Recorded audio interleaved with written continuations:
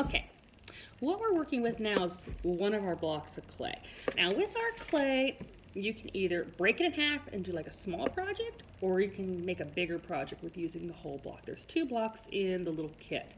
And this is one of those things that you can have a little fun with this. And remember, water, any type of water is our glue. So anytime you want something to stick, like if I took this apart and I just stuck this on here, that would come off really easy. Where versus if I take water, so my finger's really wet, and I rub, you can see here, I'm making it like kind of like a wet little muddy mess here, like a little puddle. See how wet that is now? And if I stick this on now, stick and twist, I can now even hold that up with that little piece. So now I know that piece almost looks like a SpongeBob with a weird nose. There we go. It would stick and not come off. I'd have to really pull, see how that little area is left. So I know it's stuck with that.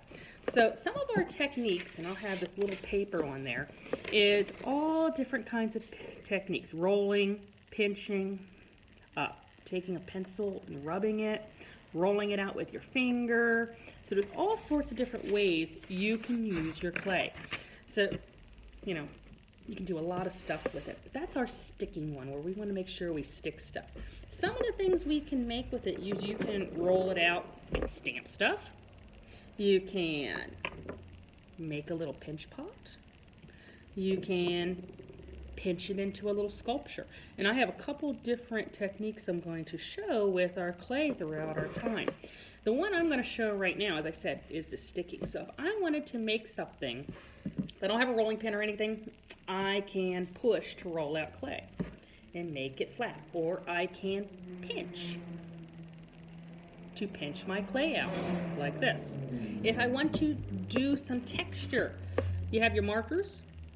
Texture is really neat. I can roll it over, and I have, see that little tip of the marker? I can push in. Now I have little circles.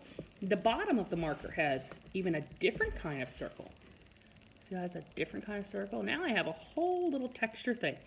I can cut this out and make a pendant, just like that. So I can cut it out if you have like a cookie cutter, or you can just cut it into a shape using even like a pencil or like a little plastic knife. You can do that as well.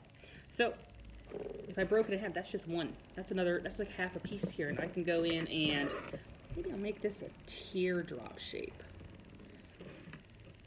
like a raindrop or a circle, but I kind of like the raindrop shape. See how I cut that out? I just took a pencil and kind of did that. Now I can kind of roll, and now I have like a little raindrop with lots of different texture on it. And if I want to make a hole in the top, lots of different ways you can do it. You can take your straw, and remember that straw we had? And I can stick it through. If you don't have the straw, you can also take your pencil and poke it through. And then you'll have this really cool pendant. As I said, look how much of clay I have left. That's just a little bit of the clay. And if your clay starts drying out, just take your fingers, dip it in water, and put some water on it. And then you can squeeze your clay together and now moisten it up. Especially the more you work with clay, the drier it will get. So if you just have it sitting out, you might want to put a little bit of water on it, or just take the piece you want, rip it apart, and put it back in the bag. And that way that won't dry out. If you're working with it, it starts drying out too much, as I said, just take your finger, put water on it. If I want to smooth something out, I could even do that as well. So my edges, if I don't want my sharp edges on here, I can go through and smooth that out. That also moistens my clay. And then if I wanted to stick something on here, remember, like if I wanted to take my little ball of clay, I don't even need much. Roll it between my hands, and then I'll have like a little circle. And now that I have that little circle, I can stick it. Maybe I'll stick it right beside. I'll have circles that are in, and I'll have circles that are out. So now I have this little circle I'm sticking on here, right there.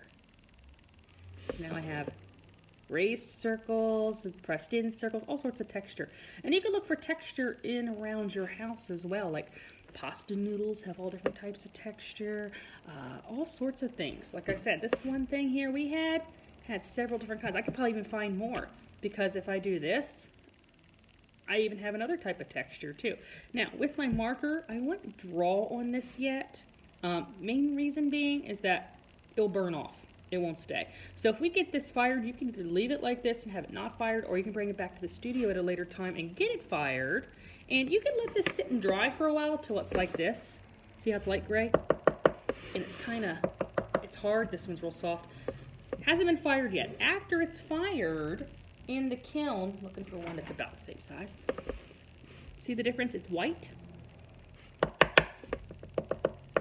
can hear the difference, but it's white now. See how that is? And now I can paint this too. So if I wanted to, I can go through, so it's still pretty durable. I can go through and paint this. I can take my brush, now that it's air dried, it's set for maybe about, to the end of the day, a couple hours. I can go through and paint this now. So that's, I can go in and put my little paint in here and do all sorts of little techniques, because now it's dry. If I was trying to paint it, I could paint it like this too, but sometimes your brush can push down into the clay, and we have time, so you can just let it dry for a little bit and come back later that day and paint. And just like if it was fired, and then when it's fired, it'll get that really glossy look to it. It'll be really nice and shiny compared to that chalky look. All right, so that's just a half a piece of the one section of clay. You can make a pendant.